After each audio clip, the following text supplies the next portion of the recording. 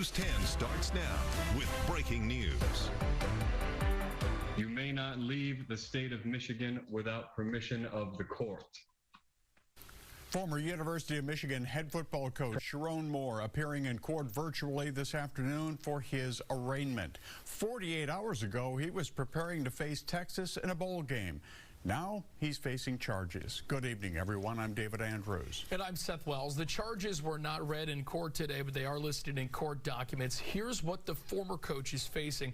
A felony charge of third-degree home invasion, a misdemeanor charge of breaking and entering, and a misdemeanor charge for stalking. The home invasion charge could result in up to 5 years in prison. Our own Tim Stout is joining us in studio with more now from the courtroom. Tim.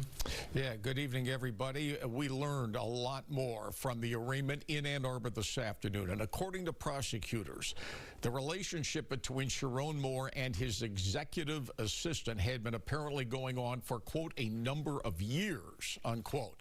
Also, according to the prosecutor, the victim broke off the relationship last week and then reported it to university officials, and that led to the firing of Sharon Moore and his arrest on Wednesday.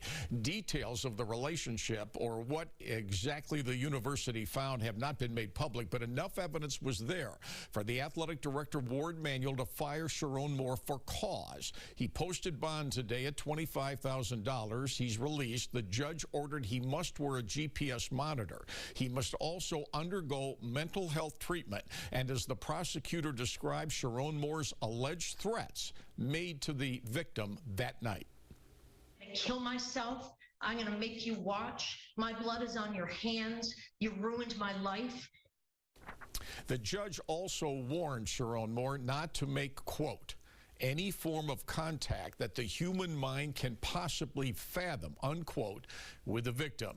A not guilty plea was entered on Moore's behalf by the judge. As for the Michigan football team, athletic director Ward Manuel still employed and looking for a new head coach, of course, while the team somehow tries to prepare to play in the December 31st Citrus Bowl game in Orlando, Florida against Texas. Practice was held today. Team seemed all ready to go under interim Biff Poggi.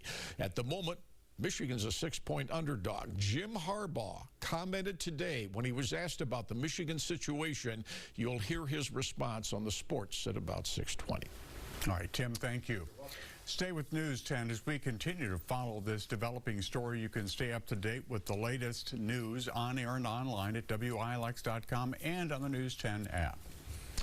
Here's a live look over Mason tonight. Staying cold in mid-Michigan. Colton Sikoraki in for Andy tonight, and he's tracking some snow heading our way. Hey, Colton.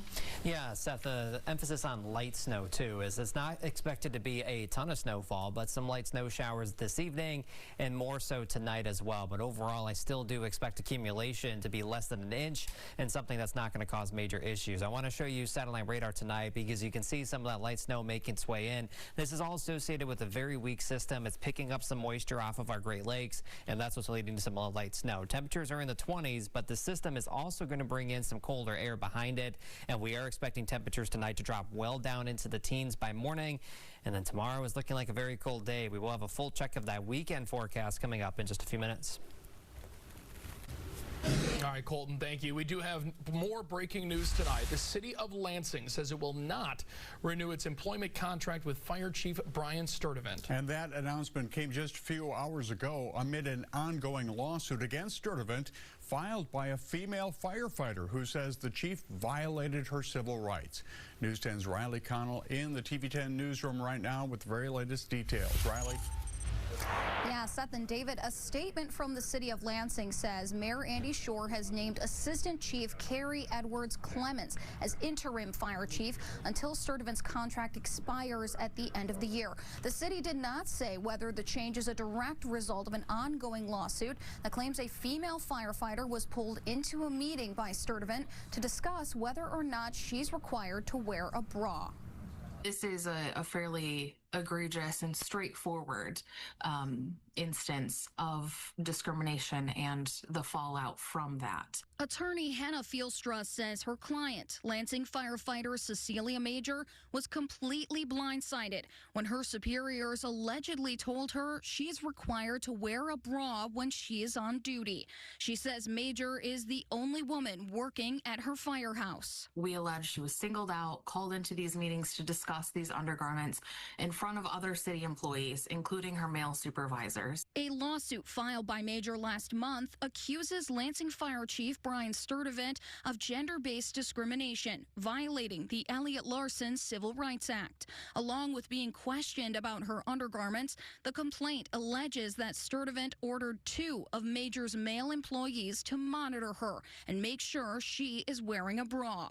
The city of Lansing is also named as a defendant in the lawsuit. When this member stepped forward and these allegations were made and the lawsuit was filed, we were taken aback by this. Brad Joray is president of the Lansing Professional Firefighters Union and says the organization is standing in solidarity with Major. He believes this is an opportunity for the city to make much needed changes. We want to see accountability and better communication and a commitment to a culture where every firefighter feels safe and valued and supported. That's what we're fighting for. In its statement to News 10, the city of Lansing added that it does not comment on details of personnel matters. Sturdivant's contract officially expires on December 31st. Live in the newsroom, Riley Connell, News 10. All right, Riley, thank you. According to both city officials and Cecilia Major's attorney, the city has not filed a formal response to that lawsuit. After an hours-long standoff in Warren this morning, a woman has been taken into custody for a deadly stabbing. It started around 5 o'clock this morning when police responded to a report of a woman who killed someone. First responders arrived and reportedly saw the body inside the home. Negotiators tried to lure the woman out for about 4 hours. During that time, she allegedly said she wanted to be killed by police and threatened to kill officers as well. They eventually convinced her to come out of the home, and she was taken into custody. In Shiawassee County, the animal shelter is working with police to find who neglected and abandoned a dog, leaving it for dead. Take a look on your screen right now is a photo of 6-year-old Libra. As you can see in this photo, doing much better now at least, but she was found abandoned in a ditch last month. Shiawassee Animal Control says she was found severely underweight and covered in feces. She also had sores on her toes and tail and was starving. Libra's paw infection is resistant to most common antibiotics, and she now requires weekly treatment and expensive medications. The shelter is asking for financial support for Libra on its website. A live look over Michigan State University tonight, where it's a night for celebrating. This is the first day of fall semester graduation ceremonies. Educational specialists, master's degrees, and doctoral degrees are all being recognized at the Breslin Center during commencement ceremonies. Tomorrow, bachelor's degrees will be honored with arts, education, music, nursing, and social sciences. Congratulations to all the new Spartan graduates. Earlier today, the university's Board of Trustees met to finalize the contract for the new Michigan State head football coach. Pat Fitzgerald's deal is worth $30 million over 5 years. Fitzgerald replaced Jonathan Smith, who led the team for 2 years. The board approved Fitzgerald's contract. University President Kevin Guskowitz had this to say after the board meeting. I'm here at a proven track record of of great performance on the playing field, in the classroom, and he's a great recruiter. He understands the Midwest and how to recruit here in the Midwest, and so we're excited. Pat Fitzgerald wasn't the only coach getting paid. A longtime Michigan State basketball coach Tom Izzo, now in his 31st season, got a $1 million raise, putting his annual salary at $7.2 million. That makes Coach Izzo the highest paid basketball coach in the Big Ten. A look at downtown Mesa on this overcast day from our Sky 10 drone. Mid-Michigan could see a fresh round of snow soon. Colton shows us when in his first word forecast next. And after the break, two types of farms often compete for the same space, but We'll dig in to see if it's possible for solar farms and crop farms to coexist. And a quick heads up before we head to break. The Lansing Board of Water and Light's outage map showing more than 1,000 customers are without power in East Lansing right now. The cause is not known. Currently, power is expected to be restored in the area sometime before 10 p.m. tonight. We'll be right back. You're watching News 10 with David Andrews and Ann Emmerich.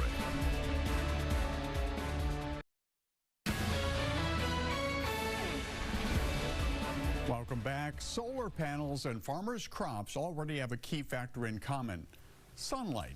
But can they coexist in a shared space? First Alert meteorologist Justin Bradford speaks to local researchers to find out if they can. Solar arrays are being rapidly built across the country and indeed across the globe. And one of the areas most available to build on are our farms. Dr. Anthony Kendall is part of an interdisciplinary team studying how existing solar parks affect the surrounding soil and ecosystems.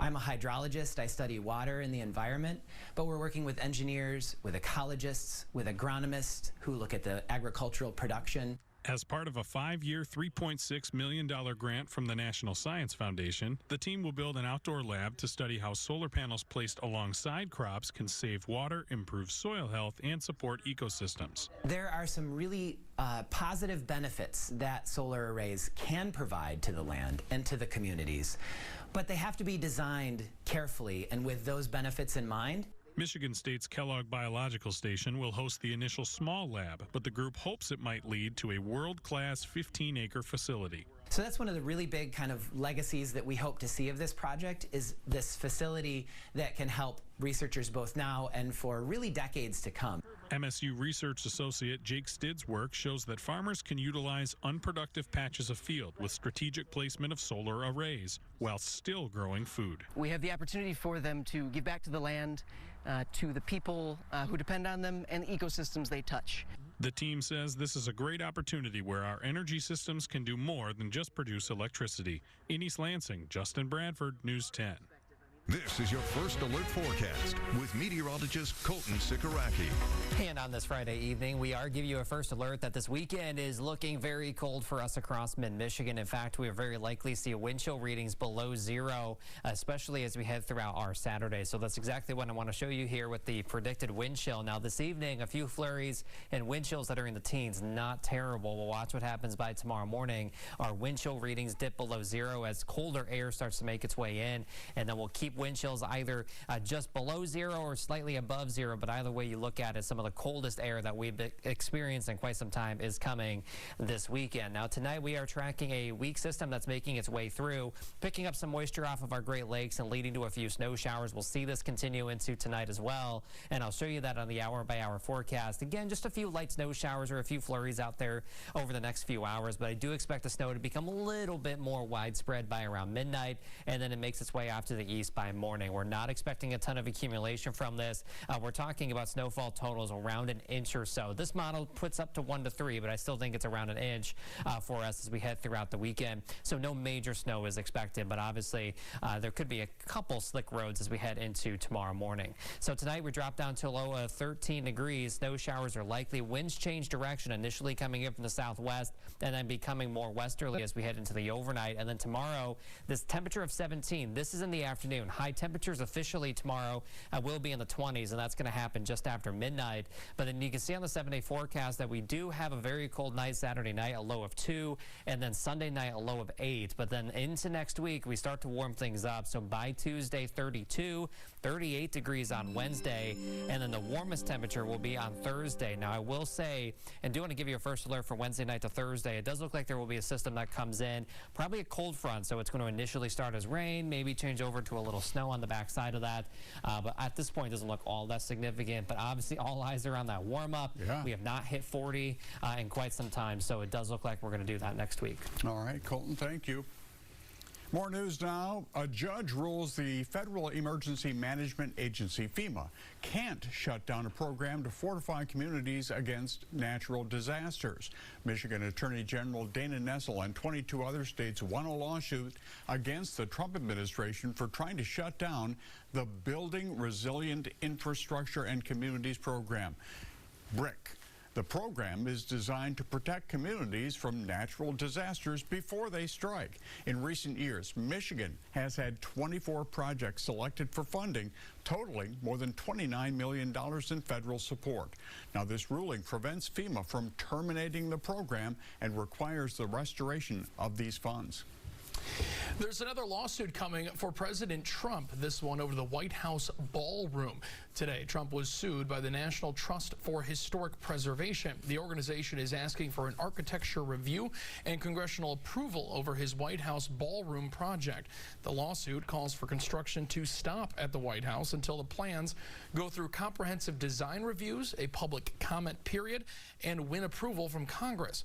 Trump already bypassed the federal government's usual building practices and historical reviews when he ordered that the east wing of the White House be razed in October. Jim Harbaugh comments on the Michigan football situation next when Kim steps in with a day in sports. And as college graduates get their diplomas, what does the job field look like for them as they graduate? We take a look tonight at 11. This just in, the new photos of Jeffrey Epstein with Donald Trump, Bill Clinton, and more. It's ahead of the DOJ deadline to release more files. Plus, the incredible comeback skiing great Lindsey Vonn just pulled off ahead of the Olympics tonight on Nightly News. This is News 10 Sports with Tim Stout. Good evening once again. Jim Harbaugh hired Sharon Moore to be his offensive coordinator at Michigan. Moore coached 2 games while Harbaugh was suspended during the 2023 National Championship year. Harbaugh now in his 2nd season as head coach of the NFL's Los Angeles Chargers. Today he was asked about the Sharon Moore story. Still processing that. Heard that Chad Jessup told me, one of our equipment guys, when we were coming off the field on Thursday. So still processing that, like a lot of people, I'm sure. Not a lot, but that's what we got for you. 9th-ranked Michigan State's men's basketball team will be a huge favorite at Penn State when those two meet at noon tomorrow on the Big Ten Network. Spartans' first game since last Saturday's loss to Duke. The weekend is off to a good start for Tom Izzo. The MSU Board of Trustees approving today a $1 million per year contract increase for the 70-year-old Izzo, now in his 31st year as head coach. So he's now got a $7.2 million annual salary. That's tops among Big Ten basketball coaches. But his focus is on tomorrow's game again at Penn State. That's hard to evaluate. If I was to be very honest with you, I want to say, yeah, they're mad, and I want to say all that because that's what you want to hear, I want to hear, the fans want to hear.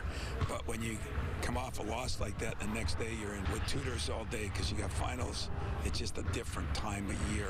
We just got to be ready for everything, and hopefully we're over our little hangover and losing that game at home. Meanwhile, new Michigan State football coach Pat Fitzgerald's contract approved today. He begins at $5 million a year. Among the details, he gets a $12 million total for his assistant coaching staff per year, and all assistant coaching hires he makes must be approved by MSU Athletic Director Jay Batt. Pat Fitzgerald has not formally announced his staff yet, but he will have a new running backs coach. Keith Bonafa says he is not being retained through his career. Keith Bonafa has 15 years experience elsewhere coaching running backs. In Mount Pleasant, Central Michigan's football team preparing to face Northwestern in a bowl game at Ford Field in Detroit, 1 p.m. Friday, December 26. The Chippewas finished the regular season 7-5 under first-year head coach Matt Drinkle. Northwestern will enter playoff a 6-6 season record. Drinkle today upbeat about his players getting another chance to win an 8th game of the season. We were really excited for about a million different reasons about being here. So one is it's in our home state of Michigan, which is unbelievable. And our alumni footprint in the Detroit area is massive. So for a lot of our alumni and family and friends of the program to be able to bump right over to the game is going to be a great experience. A busy night on Friday Night Frenzy tonight at 11:15. Now that the high school basketball seasons are underway for both boys and girls teams, and the game of the night we are featuring is on the boys' side, Haslett at Mason. Both of them have 2-1 records. Here's Chris Smith, the Haslett coach. Haslett lost at home last week to Lansing Eastern, close game. Haslett hoping to get back on the right track on the road tonight. Haslett coach Chris Smith, as I mentioned, he spoke a short time ago with our own Owen Ozist. Mason's won 31 games in a row in the league. I guess what would that mean to snap that streak? Well, it means that we're where we think we need to be. We're contending for a league title right now. We know that they're at the top of the league. They've been there for a couple of years, and our goal at the beginning of the year was to compete for that title, and this is the first step. Pistons home with Atlanta tonight, Friday Night Frenzy at 11:15, and if something changes in Michigan, yeah, stay tuned. That's sports. All right, Tim. Thank you. A very cold weekend is ahead. Colton is in next with a last look at your weekend forecast. And time now to shine a spotlight on some of your holiday light displays. This one comes to us from Jason in Charlotte. Check out the cool blue lights on his home. Yeah, looks pretty good there. Send us your pictures or videos of your holiday decorations by going to WILX.com or the News 10 app. We will show some of the best submissions in our newscast throughout the holiday season. We'll be right back.